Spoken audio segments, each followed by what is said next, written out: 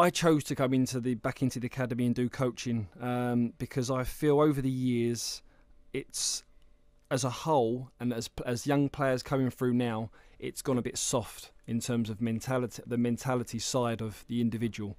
The technical side of it and tactical, that has gone through the roof. But the other side of it's dipped off for me. It's gone soft. In terms of they're given absolutely everything now, these youngsters, and rightly so. They go into the training grounds and it's phenomenal. The grass that they train on, the kit that's provided, the food, the education, the psychology, it's all under one roof. They get given everything, every chance to become a professional football player. But when you give youngsters a lot too soon, it can send them the other way. So I chose to come back in, and I'm working with under 16s with Ben Smith, who's an absolute fantastic coach, and John Morgan, who's the academy director.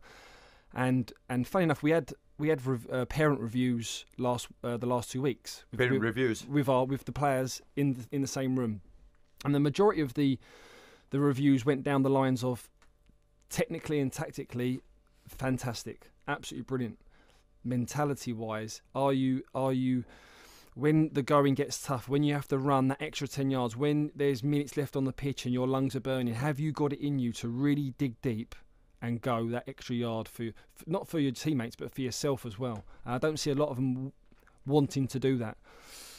So with the Craig Bellamy situation, I can't say I have sympathy for him because I don't know the privy of what's gone on, so I can't comment on that. But I can see how it's escalated to this very quickly.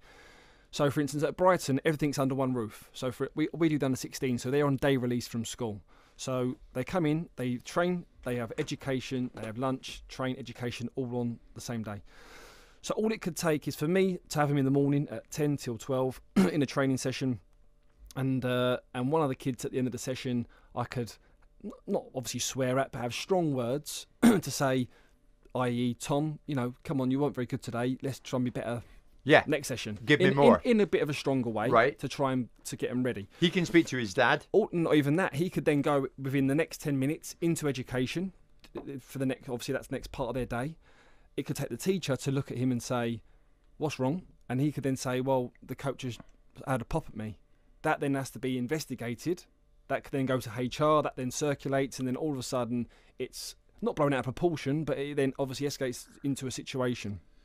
So that's where, for me, the academy is at the moment, and there's a lot. And this is not just in Brighton. I speak to a load of coaches across the country, and there's coaches battling with psychology and education and higher up to say, look, we're trying to get these players ready. So, for instance, a Brighton player, an under 16, if he had to go and train with the first team, for instance, for tomorrow, which he's never done before, he might think, Chris Hughton, what a lovely guy on TV he is. Well, every time I've seen him, what a lovely guy, speaks really nicely.